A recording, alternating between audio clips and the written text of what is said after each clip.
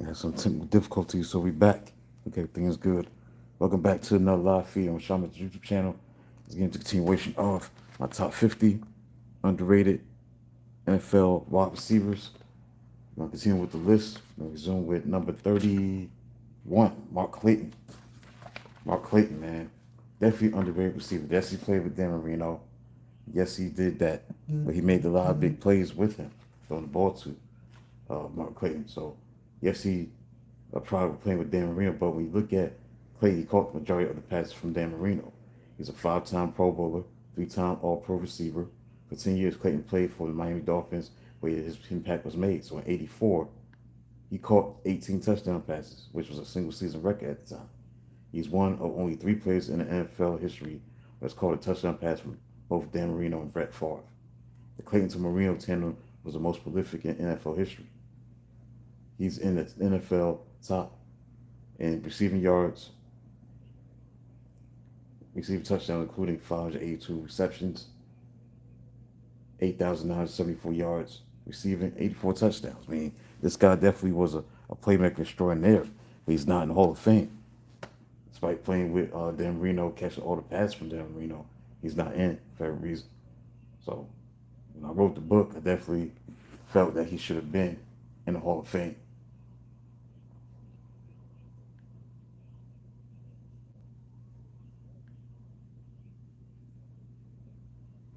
Yeah, so let's get into why he's not in the Hall of Fame even more.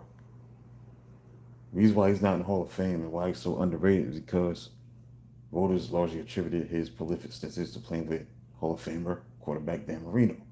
His lack of size stats as a late round draft pick, a tendency for awards to favor the Marino Duper duo further contribute to his underrated legacy. And there's factors of why he's not in the Hall of Fame. His underrated status. Number one, the system bias. Because he posted spectacular numbers alongside Dan Marino, such as a then NFL record 18 touchdown catches in 1984, incredible 81 career touchdowns. Critics often dismiss his production as simply being a byproduct of his quarterback. However, Marino is famously one of the only Hall of Fame quarterbacks without an offensive skill position player, such as a wide receiver inducted into Hall of Fame alongside him. Undersized, overlooked, he wasn't built like a dominant receiver of his era. He was just 5'9", 163 pounds. He was drafted in the 8th round, 223rd overall in 1983 NFL draft of the University of Louisville.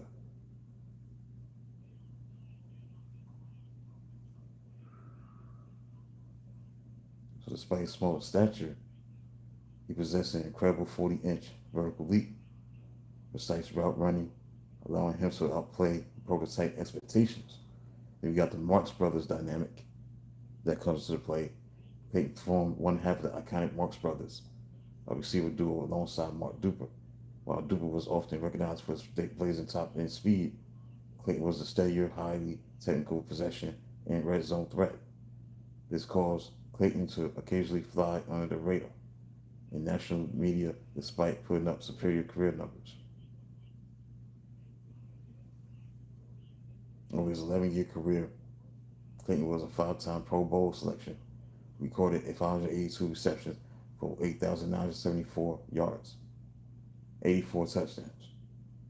His career efficiency and total touchdowns high are comparable to those several receivers already enshrined in the Hall of Fame, like Lynn Swann, John Stallworth, Cliff Branch. So these are the reasons why he's not in the Hall of Fame, because of these reasons.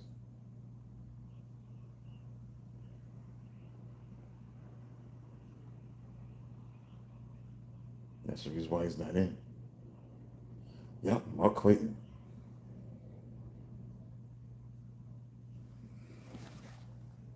Yep, 84 touchdowns, man.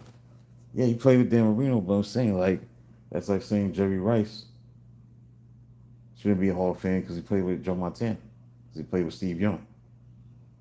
Either way, the numbers speak for himself. He should be in the Hall of Fame. Mark Clayton, no doubt. But he's not in. So that's it for that. Come back at the bottom of the hour at 5:30 to talk about the 30th underrated wide receiver in NFL history. Till then, talk to you soon.